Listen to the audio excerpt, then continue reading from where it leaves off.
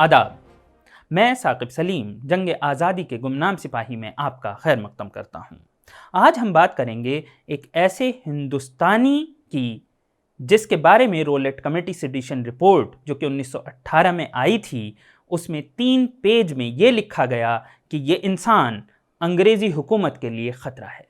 آپ کو یاد ہوگا رولٹ کمیٹی رپورٹ ہی وہ رپورٹ ہے جس کی بنا پر بنے ہوئے قانون رولٹ ایکٹ کے خلاف جب لوگ مظاہرہ کر رہے تھے تو جلیانوالہ میں اندھا دھند گولیاں چلائی گئی تھی۔ کون تھا یہ انسان؟ یہ انسان تھا مولانا عبید اللہ سندھی، جو 1872 میں سیالکوٹ میں پیدا ہوا، 1889 میں دیوبند پڑھنے کے لیے پہنچا اور 1909 میں اس نے دیوبند کے اولڈ بوائز کو اکٹھا کر ایک نئی آرگنائزیشن جمعیت الانصار بنائی۔ انگریزی سی آئی ڈی رپورٹ کو اگر پڑھا جائے تو اس سے یہ پتہ چلتا ہے کہ انگریز مانتے تھے کہ جمعیت الانصار انگریزوں کے خلاف بغاوت کے بیج بو رہی ہے۔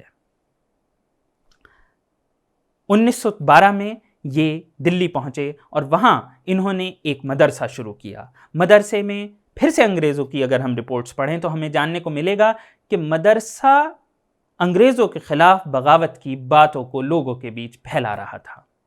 یہاں پر صرف مدارس کے بچے نہیں تھے، یہاں پر علی گڑھ کے پڑھے ہوئے بچے بھی آ کر بغاوت کی باتیں سن رہے تھے۔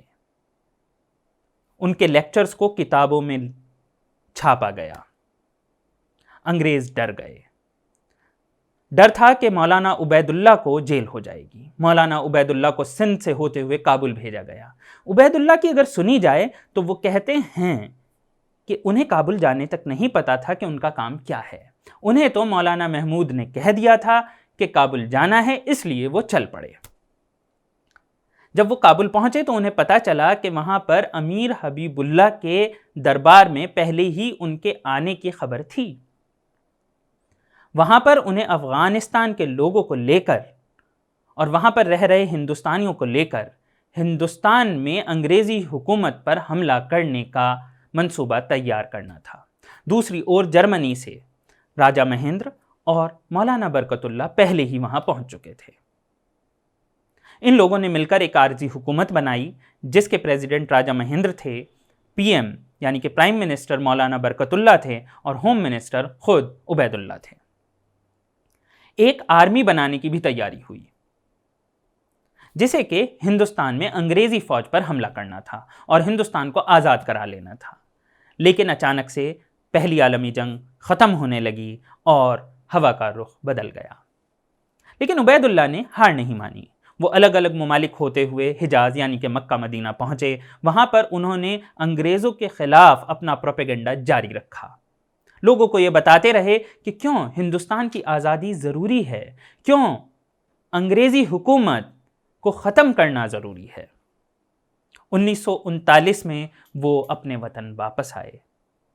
ان کا ہمیشہ سے نظریہ یہ تھا کہ اگر ہندوستان کو آزاد ہونا ہے، اگر ہندوستان کو ایک ملک کے طور پر ترقی کرنی ہے تو ہندو مسلم اتحاد بہت ضروری ہے۔ وہ یہ مانتے تھے کہ ہندو مسلم اتحاد میں سب سے بڑی اڑچن ہے کہ ہندو اور مسلمان آپس میں بات نہیں کر رہے ہیں، جس کی وجہ سے وہ ایک دوسرے کے بارے میں بہت ساری غلط فہمیوں میں مبتلا ہو گئے ہیں۔ انہوں نے اس کے لیے اپنی پارٹی بنائی۔ ان کا ماننا تھا کہ ہندوستان کو مسلم لیگ جیسی یا ہندو مہاسبھا جیسی کسی پارٹی کی ضرورت نہیں ہے۔ ہندوستان کو ضرورت ہے صرف ایک پارٹی کی، کیونکہ ملک ایک ہے، ایک پارٹی ہو جس میں ہندو مسلمان ساتھ میں ہوں۔ اس میں مذہب کا کوئی رول نہیں ہونا چاہیے۔ خیر، 1947 سے پہلے ہی 1944 میں انہوں نے اس دنیا کو الوداع کہہ دیا اور ہمارے بیچ ان کی کہانیاں رہ گئیں۔ شکریہ۔